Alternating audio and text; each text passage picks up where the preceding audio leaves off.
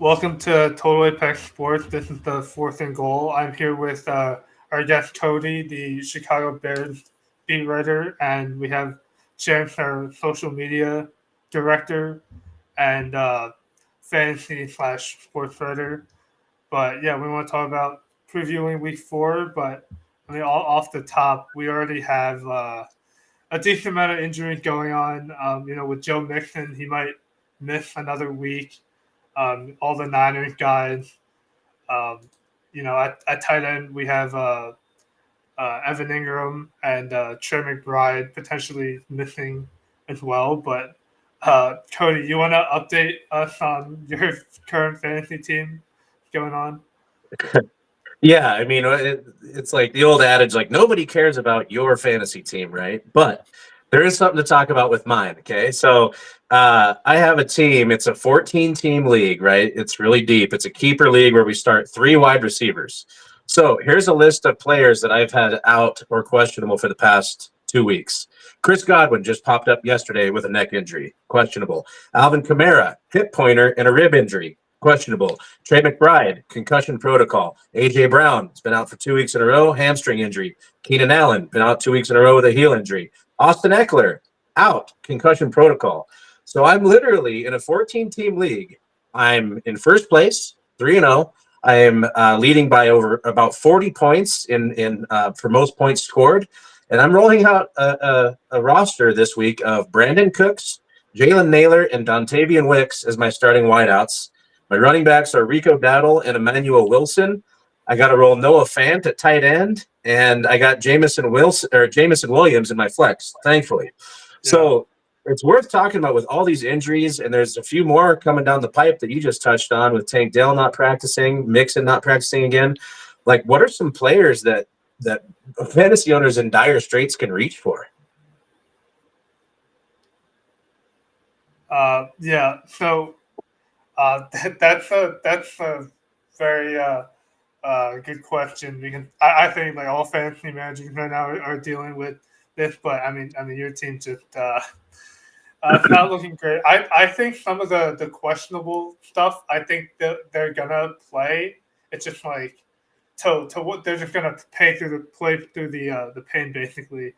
But I mean I think this goes to like a bigger question. I think that the I think this year we haven't seen too many like season ending injuries off like right off the bat, but the amount of like just lingering 1 to 2 week potential IR, like I don't know, it's been brutal. I think that ties into like a shorter preseason and players not playing and not used to game day. What do you think about that, Chance?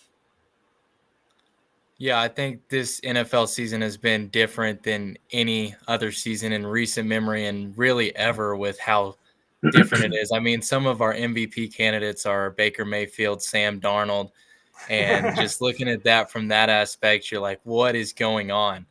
And for me, I'm big on the 49ers. I love what Kyle Shanahan does. And my fantasy teams are also very busted up since they're filled with 49ers. And going around really just next man up mentality on the waiver wire. This is probably going to be the most heavy waiver wire year, probably ever, maybe. And so just keeping an eye on that. Backup running backs, it seems to be a running heavy league now compared to how it was supposed to be passing heavy, but the running backs have been killing it so far. So, if any advice, I would say look for the running backs and stay with the running backs.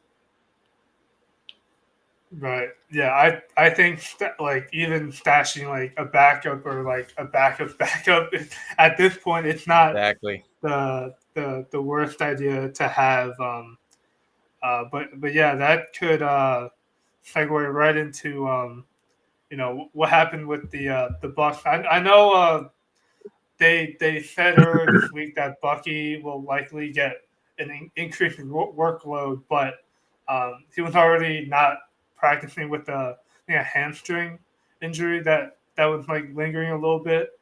Um, yeah, I mean, do you think that Rashad White could get like more? I mean, I know he's been not efficient, but I mean, do you think he can get some more workload. I know Irving, he probably will play, but again, it's just like he's eventually going to take over. What it seems like. Well, I think the biggest thing people forget is Rashad White was like top 5 running back last year for Yeah. PPR.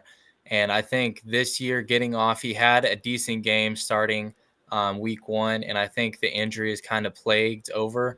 Bucky Irving, I was high on him in Mhm. the preseason, and he's shown to be an explosive playmaker that they can utilize. But I still think White will be the lead back. I don't know if Bucky Irving's size can kind of translate to the NFL. I don't know how healthy he'll be able to stay. I think he'll have a Yeah. shared Right. consistency to kind of get White back. But once White's back to 100%, I think we'll see more of what he did last season. Yeah. Cody, you want to ask Chance some of your questions about the Bucs real quick? Yeah, so Rashad White, he's kind of had a couple down weeks in a row. There's the hurricane kind of news. It's going to be probably poor weather for the game versus Philly. How do you see like Rashad White's skill set translating in a bad weather game potentially against that Philly defense? You think it's going to be fantasy viable? I potentially like it in bad weather games. We usually see the running backs get a lot more attention and a lot more carries. So I think he'll see more in that aspect. And I think around the goal line, I don't think the Buccaneers are going to be able to pass as much with the bad weather. So I think around the goal line with Bucky Irving's size, I think Rashad White's going to be the lead back, especially once you get to the red zone. So as far as fantasy, you may not see the yards, the catches that he's used to, but he could see a lot more goal line touches than we're used to. Yeah. Okay. I think Philly's run defense have been pretty stout this year. They stopped Kamara last week, but in a poor weather game scenario, that could dictate the passing volume and right if Irving's already like banged up coming into the week, I think we have to maybe temper expectations on the full running back RB1 takeover. I still think it's probably going to be a split still. I just don't know how efficient the running's going to be. But yeah, in terms of last week, what happened with Baker? I know Pat Surtain was on Evans, so that kind of makes sense. He wasn't that productive. Godwin had a pretty good game. He's been I think he's the wide receiver 1 or 2 on the year for PPR especially. But yeah, what have you seen with Baker? And do you think that was just like a blip on the radar, or is this like a maybe a potential negative trend going forward?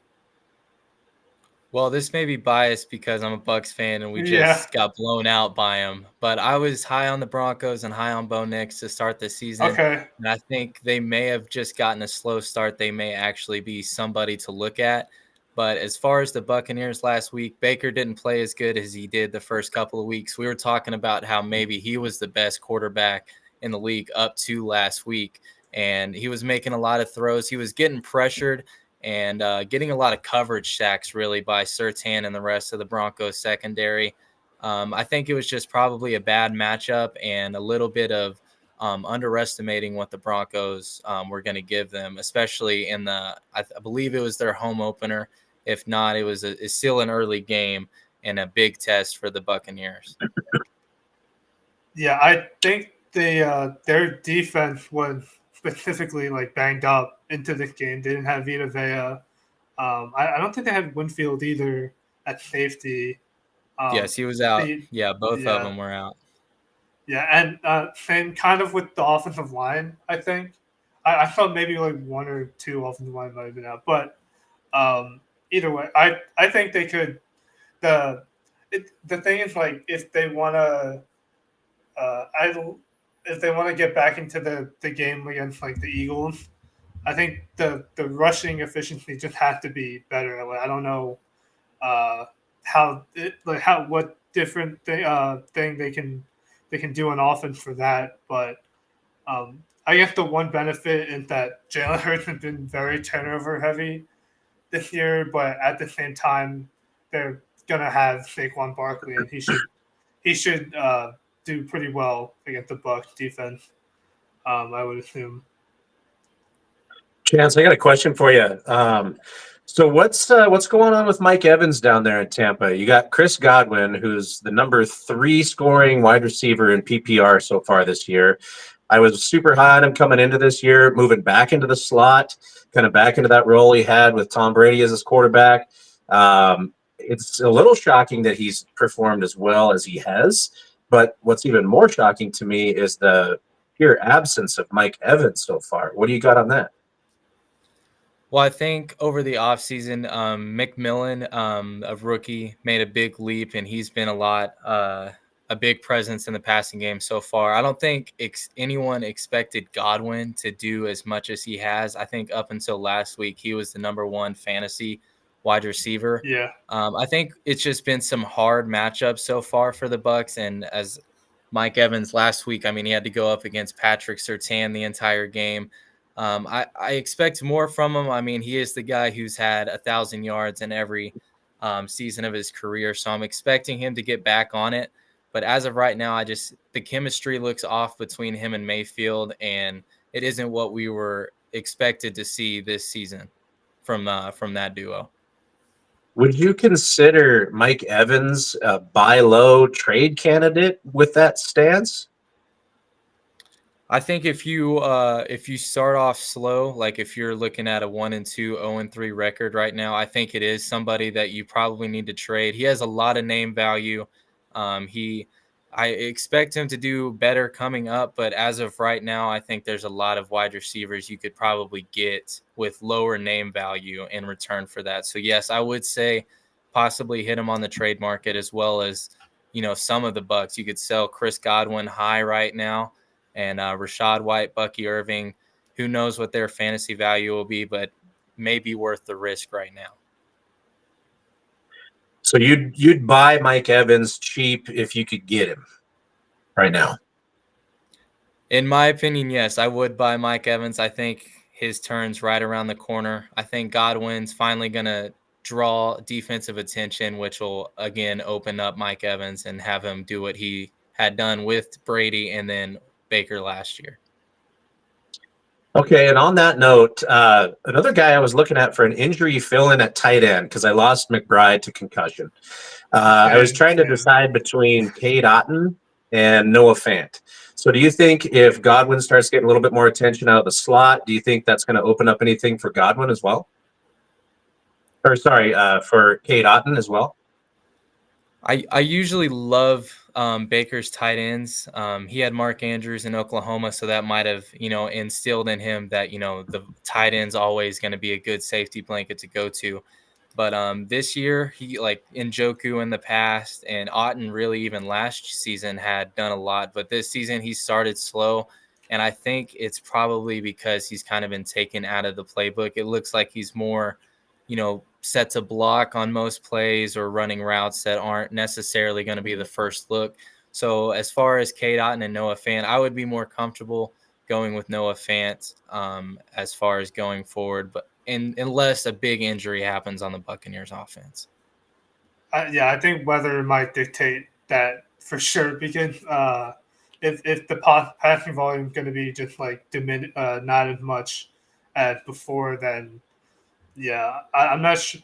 Like what you're hoping for with like Otton would be like 4 or 5 catches, kind of what he did last week. But I think we should probably maybe wait another week to see like a more of a sample size on what he could do, since he did start off pretty slow. But yeah, we could go to the running back, and yeah, like I said before, Saquon Barkley, especially for PPR wise, he should be the top guy heading into the week. I'm kind of surprised about Bijan. I think I mentioned this in yesterday's show, but he hasn't really had like a 20-point week like this year, I don't think. And then heading back to last year, I know he had the usage issues, but he didn't really have a big game other than like one game. So yeah, I mean, where do you see Bijan falling in the ranking, Cody? Yeah, I mean, Bijan's interesting this week. You kind of take his track record, like you touched on, and going up against a Saints defense that's been pretty decent against the run. I mean, Yeah. they kind of shut down the Cowboys' run game, but they don't really have a really great established run game yet with Rico Dowdle there. Um, I mean, he's kind of a guy I'm lukewarm on. Again, for what fantasy managers had to pay in draft capital to get him, he's not really a bench candidate, but definitely a temper expectations kind of guy. And if your roster is structured in a fashion that you could sort of pair Bijan as your RB1, but then maybe put in more of like a boomer bust RB2, a guy with a really high ceiling, that might work if Mm-hmm. you're in a pinch this week for injuries. I could see like if you could stack him with a guy like Braylon Allen, I could see that Interesting. paying dividends for you if he finds the end zone. Um, yeah, I mean, there's a few other guys excuse me, I'd rather start ahead of Bijan. I mean, Oh give me yeah, all for these sure. guys. Give me James Conner, give me Jonathan Taylor, give me Kyren, absolutely. So for him to be ranked that high, I think is too high. I think he's still got to be in the top 10 though. Yeah, Chance, any names like in the top 10 that you see get potentially scoring at the top 5 back this week? I'm a big fan of Kyron Williams. He's on, Yeah. I think, maybe all of my fantasy teams, actually. He's such a Yeah. good just option in the passing game and the running game. And with Cooper Cup and Puka both out, I expect to see a lot of him, especially throughout the entirety of the season. We don't know how Cooper Cup's going to come back when he does, which should be a couple of weeks. So I expect him to be the number one option for the Rams going forward. And another person would be James Conner. I mean, Mm-hmm. not Yeah. somebody I was necessarily high on, but he is outplayed himself. He's basically boomed in every game he's had besides I think the last one. And Yeah. I think last game was probably a fluke. It was a tough matchup going up against the Detroit Lions, and I think big things continuing forward for him as well. Yeah, Yeah. I agree with you 100% Chance. I think James Conner, he's just been dominating touches in that backfield, and he's just been passing the eyeball test in weeks 1 and 2. Stout defense against the Lions last week, so I'm with you. I think that is a fluke. And Kyron Williams, too, I'll echo it as the Bears beat writer. Run on the Bears. All right. That's the one area that the Chicago Bears defense is highly susceptible. And it's getting a push up front in the run game. Their corners, their safeties, and linebackers are all great, it's amongst the best in the league, but you can run on the Chicago Bears. So yeah, echoing your sentiments about Puka and Cooper being out. Kyren is clearly trusted by Sean McVay over those other guys, and he could have a big day rushing the football against the Bears. And on the other side of that coin, for fantasy purposes with the Bears, I think that the Bears found their identity in the second half last week against the Colts. They are going to be a throwing team. The running game looks dreadful. DeAndre Swift looks terrible. He's stopping in the middle of Yeah. holes. He's running right into defenders. I mean, their offensive line is a sieve. I think you're going to see Roshan Johnson get a ton more touches. They're going to start phasing out DeAndre Swift a little bit. They'll sprinkle in some Khalil Herbert. But for the large part, I am avoiding the Bears running game with a 10-foot pole right now, and I'm doubling down on Cole Kmet. I'm doubling down on Yeah. the rookie Roma Dunze, DJ Moore, and if Keenan Allen comes back healthy, I was bullish on him in the preseason going into it. The heel concerns me. I think it's going to linger and linger, but if he can find a way to get healthy, I think him and Caleb do have a good rapport that we saw in camp. So, anyways, that's the Bears' fantasy outlook for this week. Yeah. He did have a. I think I've mentioned it before. Before the injury, Keenan was. I think it was like the first look read like over DJ Moore on a lot of the passing plays for Caleb. I guess if he comes back, that might deter some of what Komet was doing, but last week. But at the same time, if he just starts more at tight end because he was just splitting a lot of snaps with Gerald Everett. So if that just completely flips and he can get more on the field, Komet can still have a good game. In terms of when Jameer Gibbs and David Montgomery, yeah, I don't know why he. I know the Seahawks have been a very good defense, but in terms of Gibbs, he's more of like he'll get you 15 points, but like Bijan Robinson, I just don't see like the scoring upside per se. It's been all David Montgomery so far, and he should definitely be in the top 10 at the very least. Yeah, another person I believe that should get a little bit more credit. I saw that he wasn't even in the top 20 is J.K. Dobbins with the Okay. Chargers. In one of my leagues, I picked him up off of waivers after week 1, and then my other league, I got him late in the draft. He's been great so far. He's getting consistent touches. He's proven to be a great running back when he stays healthy. I think this 3-week span is probably the longest he's stayed healthy in the NFL, is what it seems like. Yeah. But up to this point, he's been doing great, and it looks like Jim Harbaugh has found a way to utilize him without getting him hurt, and he's been great for fantasy. Yeah, I think so too. I just was curious because I remember hearing several O-line injuries to the Chargers. I just pulled up their injury report. So you got Joe Alt did not participate in practice yesterday. They got Hayden Hurst banged up with an Achilles, limited participant. He's good in run blocking as well. And then they got 2 other tackles that did not participate in practice on Wednesday. Starters, Rashawn Slater, and then backup Trey Pipkins. So I don't know. I think that could temper expectations just a little bit for J.K. Dobbins because Joe Alt and Rashawn Slater are road graders, and we'll kind of see if Herbert plays as well. But those types of Yeah. things, the talent is there, the explosiveness. Harbaugh trusts him 100%. But just this week, I guess I'm just not quite ready to leapfrog J.K. Crack the top 20, yeah. But top 15, probably not this week for me. I think it'll be interesting what they do if Herbert is out specifically, like if they still stick to that run game against the Chiefs because Steve Spagnuolo, we saw what they kind of did against the Ravens. I think they could tell every time Henry was in, they were basically loading up the box. So it's to be seen whether or not the Chargers can actually move the ball by airing it out, especially on the Chiefs. So yeah, I was pretty high on it, but maybe this week I might be a little lower. But I don't understand the Najee Harris rating right here, or Devin Singletary or Chuba Hubbard.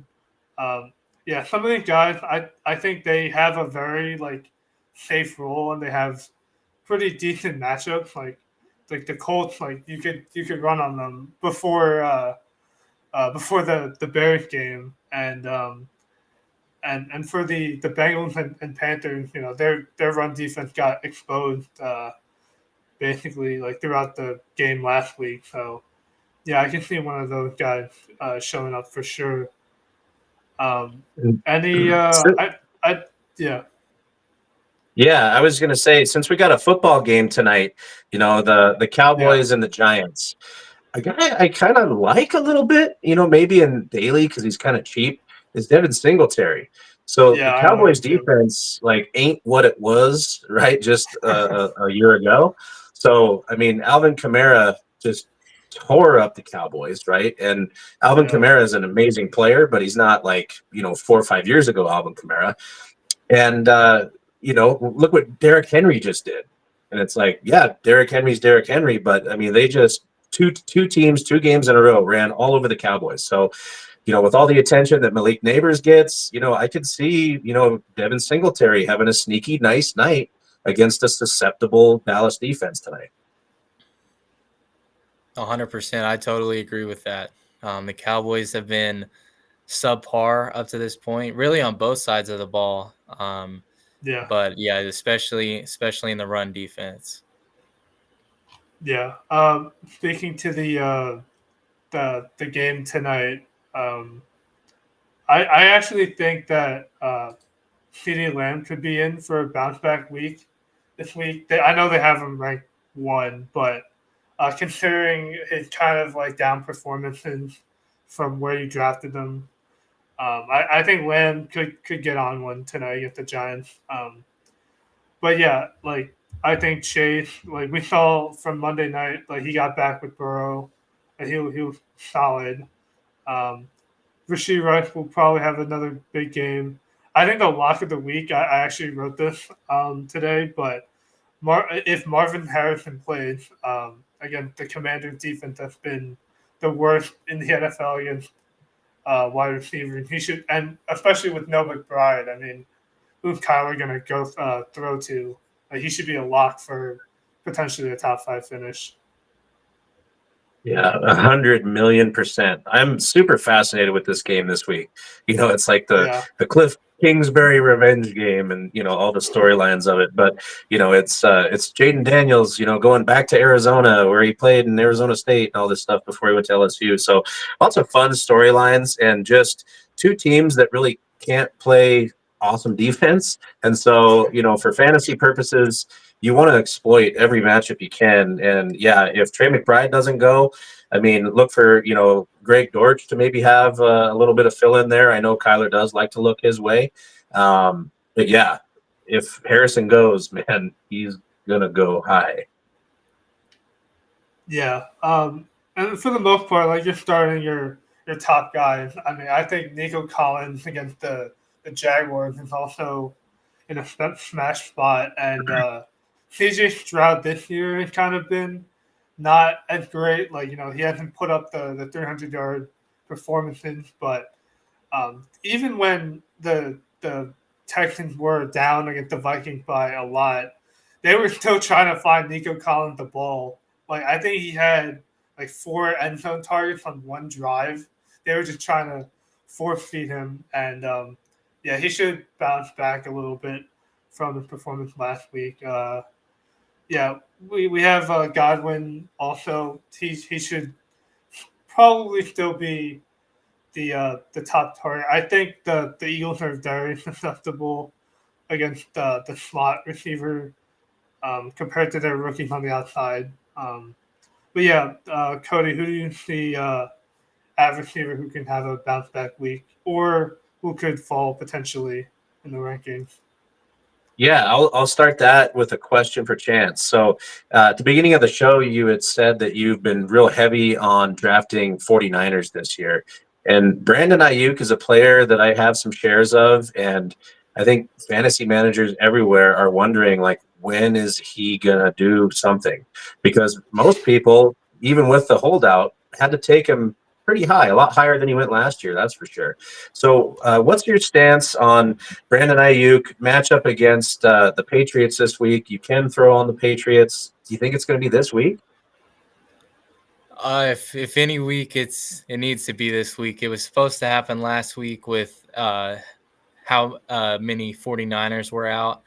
With Kittle coming back, I think that may cause some kind of problem for him and getting some catches. But I think if anything's going to happen, it needs to happen now, or Jawan Jennings could possibly take on that role that Ayuk previously had.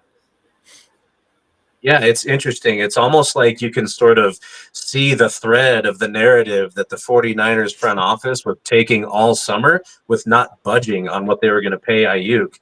And I think Yeah, it's just because they knew what they had in Jennings. They knew what they had in the scheme, the depth. I mean, the Niners, depleted as they were, just tore up the Rams secondary last week.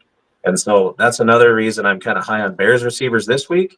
But I'm with you, man. It's like, oh, Ayuk is one of those guys I've drafted that I'm just kind of like, oh man, that was maybe a big bust. But yeah, if he's going to do it, it's got to happen this week. I agree with you.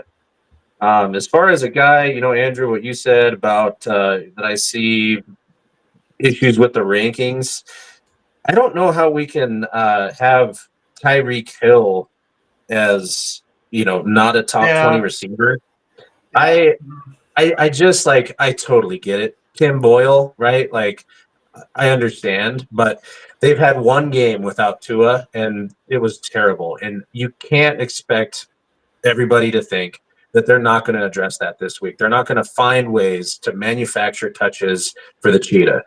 I think he's got to be at least top 15, but to have him outside the top 20, I mean, that's not even a wide receiver two in 10-team leagues. I mean, come on. yeah. I think Tyler Huntley is probably going to start this week, or at least he's projected to. Yeah, He still has to be elevated from the practice squad and all that, but yeah, that should help. Yeah. yeah. I mean, it's also the Titans defense. They haven't been. I mean, they've been okay, but in terms of like their cornerbacks, I think Chidobe Wuzie might be banged up and he might be out. They have L'Jarius Sneed, obviously, but like for sure they're gonna have to scheme something up for Tyreek Hill. But going back to um, what was it? The uh, in terms of the receivers, like with Ayuk, it wasn't even like Ayuk wasn't getting targeted because he kind of was. Like he had, I think 6 or 7 targets. It's just he wasn't taking advantage. So yeah, even against like Christian Gonzalez, that might be a tougher matchup. But I'm not sure like if they would actually shadow Ayuk at that point. Like if maybe they saw the Patriots saw last week and they kind of rotate coverages and whatnot. But yeah, Yeah. Ayuk has been more boomer bust, so he has to produce sooner rather than later. But yeah, I think in my article I had Deontay Johnson and Terry McLaurin to be pretty good plays this week, just because that Arizona game is probably going to be a shootout. And for Deontay Johnson, like he was a PPR machine last year, and then we weren't sure about this year till Andy Dalton came in. So he should be able to, and now with Thielen on IR, he should be able to have another good game this week. Yeah, I definitely echo that. I just noticed right now when you said it that they have Terry McLaurin at 24 with that absolute baller matchup this week. That's gonna pay dividends, I think, for people who start Terry McLaurin with confidence. Mm-hmm. Yeah, that was one of my sleepers as well, along with DJ Moore against the Rams. We talked about how the Yeah. Rams gave up so much to the depleted 49ers last week, and the Bears seem to be going all the way passing. So DJ Moore, I think DJ and Terry McLaurin right now are like confident flex options, but I think once they keep going and going farther into the season, they'll be like confident wide receiver 1, wide receiver 2 options for fantasy. Yeah. In terms of, I think two of like the bigger boom bust names that started pretty good this season, but had a down week is Jameson Williams and Rashid Shaheed. Chance, do you think there's any way those guys can get back to where they were from the first 2 weeks? I think it'll take a lot for Rashid Shaheed because he produced so much those first couple of weeks. It was surprising Yeah. to see his production drop so drastically. I think Olave will eventually start getting more of the looks, but I think Hmm. Rashid Shaheed could definitely still be a good option to look at. And for Jameson Williams, on that same thing, Sam Laporta has not looked the same all year. Amon Ra has been doing great as always. The running backs, that two-headed monster is always good, but uh, Jameson Williams should be another good flex option going forward that is consistent enough and should be getting catches, red zone looks, etc. Yeah. I want to chime in on Laporta. So he got banged up last week, but I heard that in the preseason he had like a lingering hamstring injury, like that they weren't like obviously it was not made that apparent, but Yeah, that could be a reason why he's been starting out slow. Teams probably have been covering him more and paying attention to him more, so that's maybe opened up looks for guys like Jameson Williams and that sort of thing. But yeah, Cody, any other receivers like in this range that could elevate themselves? Yeah, and I just want to touch on real quick, Jamison Williams and Rashid Shaheed too. So Yeah. I think you guys are right on with Jamison Williams and Laporta. I think Jamison Williams is just due. You know, he had a really nice game week one. He was looking good, and you know, it seemed like they had good chemistry. A couple of down weeks could have been part of like game script type of thing that got into him a little bit because he is getting the snap share. Um, but I also think that Rashid Shaheed is going to bounce back. Maybe not to those astronomical numbers that had him as wide receiver one, right, through the first 2 weeks, maybe. For him to lay donuts on the Eagles secondary Yeah, I got. is not it's not like too surprising to me. I think that the Eagles safeties are a lot better than people give them credit for. And you know, I think he just saw a lot of double coverage over the top, and the Saints game plan was, you know, giving Kamara his touches and trying to distribute the ball elsewhere. So I do think Rashid Shaheed is going to come back. I think this matchup is exploitable at Atlanta, as good as their corners are. I don't think their safeties are quite up to the same level as the Eagles. So I do think he's going to bounce back. Probably not a 20-plus game, but I think he's going to give you a little bit above projections for fantasy managers there. You know, I think Rome Odunze being ranked at 33, I think he could probably bump up a few notches. I mean, if you're coming off a game with 11 targets, a touchdown, and I think he went for like a $116, somewhere in there. I mean, it was a really nice performance. He looked good doing it. The Bears are going to throw the ball all over the Rams. So he's the other one, kind of in that wide receiver 3 flex range. I could see outperforming his projections from Fantasy Pros. Yeah. Speaking of Rashid Shaheed, I was one of those guys who got burned by him last week. He dropped at least one touchdown, and then the other one was kind of, 50-50. Like, that's not probably too much of his fault, but he did get, like, obviously, like, the 5 targets. But I do think Jameson's role is a little more stable. But with any, like, indoor dome game, like, with those offenses, like, you just want a piece of that game. So it's worth plugging in to your team every week. And yeah, like you said with the Bears, like against the Rams, like they should they should throw a lot again, like we saw last week. And yeah, I don't know if the run game is gonna improve, but yeah. Before closing out, any final thoughts on some receivers this week, Chance, that we haven't mentioned? Lastly, I would just give some love to the Bengal wide receivers, T. Higgins and Jamar Chase. I think both have shown they've kind of been, slower and more inconsistent than we're used to. But I think against Carolina, that's a great matchup, and I think Joe Burrow finally, maybe coming into the groove that he needs to distribute the ball on a high level. So I would look for both receivers to have a good game, and maybe T. Higgins have a better game than Jamar Chase. But definitely both at least meet predictions or projections, and then possibly go over for sure. Yeah. You, Cody?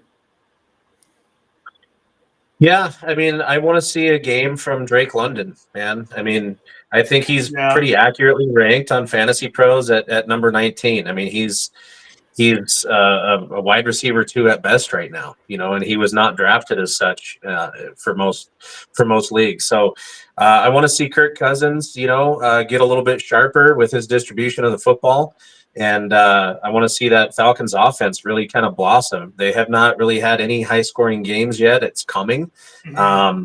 Drake London, he's just frustrating because he's so good. He's got the size, he's got the talent, and now he's got the scheme. Now he's got the quarterback. He's sort of like in that Brandon Ayuk tier of like, when are we going to see a big game this year? So he's a guy I want to just kind of like earmark as like, hey, we're gonna hopefully see something this week. But man, yeah, 19 is where he should be. Yeah. I think speaking with London to wrap this up, like I've noticed he's been motioned out a lot and used in the slot and used in not just on the outside per se, but that definitely benefited him. The last 2 weeks he finished with like 6 catches and a touchdown. He could do that again. It might be a little tough against the Saints, but um, the one thing is like I think he will be like an ascending player for sure with Cousins just because he had such a slow start to the year. But yeah, So they'll do it. Yeah. if you had a sit start real quick to tie things Mhm. up, are you going to start Mike Evans or Drake London this week? Uh, Ooh, I think that's a good question. yeah. Yeah, the weather might be a big factor in this. I mean, on a normal scale, like I would still just go for the Evans uh, pick just because he always had 2 touchdown potential. Like he could maybe catch like 3-4 passes, but he will have like 2 touchdowns. But for London, um, I'm not sure if we've seen like that huge game from him yet. So I would lean Evans in this one. Yeah, I would go the exact same way. I think consistency is the sweetest thing in fantasy football, and it's what every owner wishes every player had. And I think Mike Evans, even though he's kind of not been consistent, he is the more consistent choice up to this point. And I think you're looking at not as big of a risk as the upside that Evans has compared to what Drake London could possibly do. Yeah, I Yeah. also think the Falcons the it's kind of like I know Drigland had like 6 catches the last 2 weeks, but that kind of come at the expense of like Kyle Pitts, Bijan Robinson. I don't know why they're featuring Mooney and like Ray McLeod. Like I don't understand that. Um, so yeah, like that could be a thing where like some of these other pass catchers could see the touchdown equity compared to London, even though he's been okay so far the last 2 weeks. But yeah, that's where I would go. Um, but yeah, Cody, where can they find your work and your socials? Yeah, Bears beat articles, Totally Apex Sports, NFL, and then my socials are Cody from MT on Twitter, and then at Scenic42 on Insta. Yeah, and I know Chance, you've been doing all the social media stuff, but where can they find your work? Yeah, I'm social media manager for Total Apex. So any of those websites is usually just under me in some sort of aspect. My personal Twitter is at Burke Chance, and you can go find most of my articles and anything I'm doing for Total Apex on that.